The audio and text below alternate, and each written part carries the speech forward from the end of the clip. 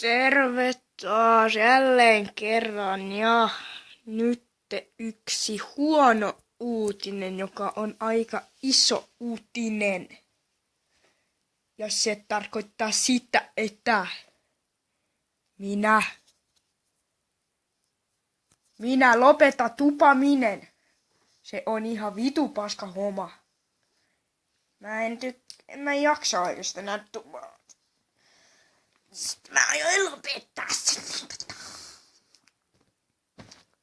Muutenkin mulla on aika ihan vitun paskoja videoita.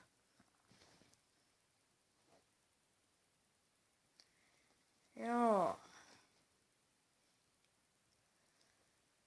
Jep.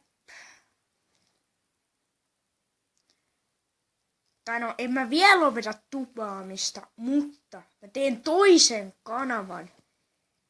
Ja sitä nimeä mä en kerro mun luokkalaisille.